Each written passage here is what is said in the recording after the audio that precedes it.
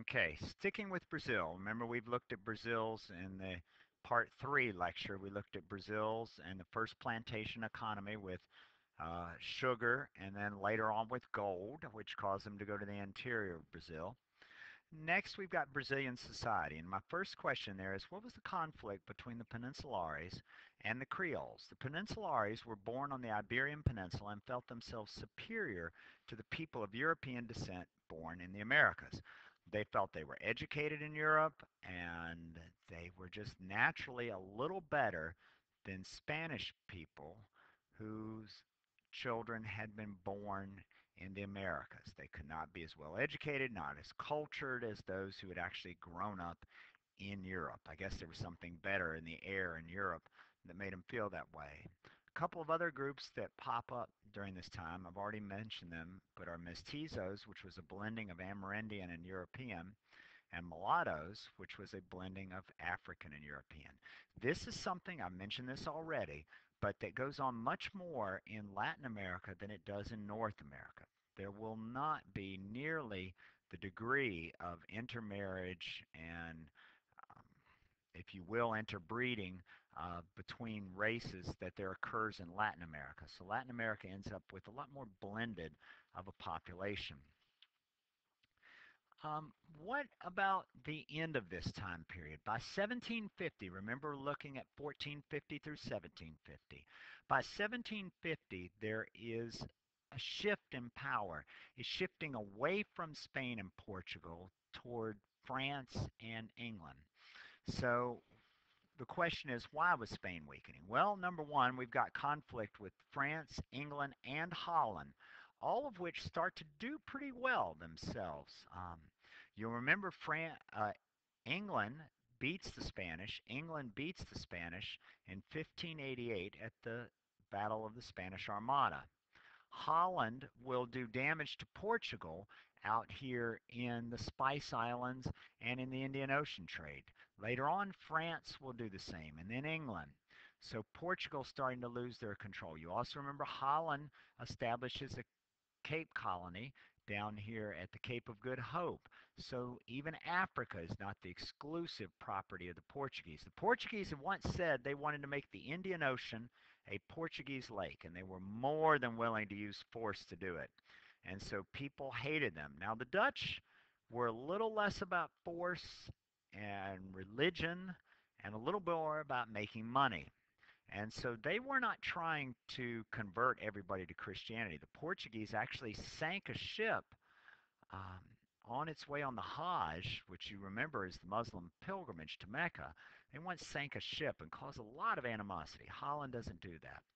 They start to lose some of their overseas territories. I just mentioned Africa's not exclusively there. The Spice Islands are not exclusively theirs. Talking here about the Portuguese. Um, and even some of up here in North America, which they may have claimed, they'll start to be losing some grip on that. France will move into parts of the central North America, central United States, later the United States, and take territory. Silver mines are starting to dry up. And the colonies have become more self-sufficient. In other words, they're starting to ignore Spain and Portugal because they don't need them. Remember earlier I mentioned the haciendas and how they started to produce things that were bought and sold within the Americas. That will be a big change and have a big impact. Okay. Now, there are some reforms that go on. There are the Bourbon reforms. Now, the Bourbon dynasty wanted to try to revive Spain, and they look and they see what's going on, so they try to change it. One of the things they do is they try to reform the government. They try to streamline the bureaucracy. Uh, they try to eliminate Creoles. Those are the ones born in the Americas from top positions, so that it'll be dominated, and hopefully the money will go back to the Spanish crown. It doesn't quite work that way. It just creates a lot of resentment. And they will start to emulate something that we're going to read about a little bit more with the British and the Dutch, which is they start to give monopolies to certain businesses. But here they try to maintain the monopolies for the governments, and they will ally themselves with France. But we know right about the end of this time period, France and England went into the Remember it from earlier? In the 7 Years' War. And so the 7 Years' War, France loses. So Spain picked the wrong side to ally themselves with. What was the impact of the 7 Years' War upon Spain? Well, one of the things it does is they build better defenses of their New World territories. They realize just how vulnerable they are. They try to extend some of their frontiers. That means extending in, particularly into North America. They send people to settle in California so they can make a legitimate claim to it. Um, the government, Spanish government, takes more control of its economy and tries to do more of the monopoly stuff. And monopolies companies develop new regions. Particularly, we're talking here about the Philippines and some places like that. It's very much modeled off the English model and the Dutch model of their East India companies. We'll look a little bit more about the East India companies a little bit later.